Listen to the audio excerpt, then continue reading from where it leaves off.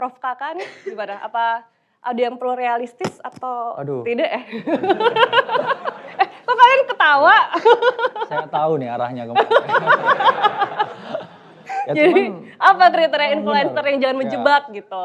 Dalam artian saya juga mulainya sebenarnya dari pasar saham. Waktu SMA ya, saya ikut Olimpiade ya, Olimpiade pasar modal dan harus live trading dulu. Ya. Jadi memang exposure pertama itu malah sebenarnya di market saham. Dan sama, meskipun di kripto pun Warren Buffett juga selalu jadi sesuatu yang menarik perhatian. Karena tadi Bro Andri bilang karena kaya ya, orang kan selalu flashy ya lihat kekayaan dan orang juga terinspirasi dari sana juga. Jadi memang ya inspirasi ya Warren Buffett ya.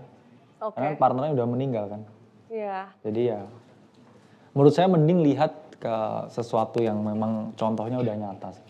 Oke, tapi kan kadang kita juga terkena jebakan ya dengan beberapa tahun lalu sempat ada kasus yang ternyata dia adalah penipuan begitu kan, flexing kekayaan macam-macam gitu. Yang ada kan sebenarnya itu malah menjerumuskan investor-investor lain gitu. Kira-kira apa sih mau disampaikan gitu kalau buat anak-anak muda biar juga nggak terjebak? Kalau menurut saya di bidang apapun pasti ada yang penipunya. Yes. Mau di kita kerja ada karyawan kompetitor juga nipu juga ada, kalau kita bisnis juga tukang tipunya juga ada, di saham juga ada juga perusahaannya yang nipu ya, di kripto juga yang nipu juga ada. Jadi di bidang apapun menurut saya penipunya pasti ada. Nah tugas kita itu kita nggak bisa salahin penipunya, kalau saya salahin diri sendiri. Kenapa kita nggak lebih pinter gitu supaya nggak kena tipu gitu. Karena dulu saya bisnis juga pernah tipu, jadi saya merasa ya itu uang belajar lah, uang sekolah gitu. Next jangan ketipu lagi gitu loh. Jadi kita tetap logis lah dalam mengidolakan juga gitu. Kakak ada yang mau ditambahkan, Prof Kakak? Ya sama juga ya, kalau jualan bakso itu juga ada yang bakso sama borak juga ya.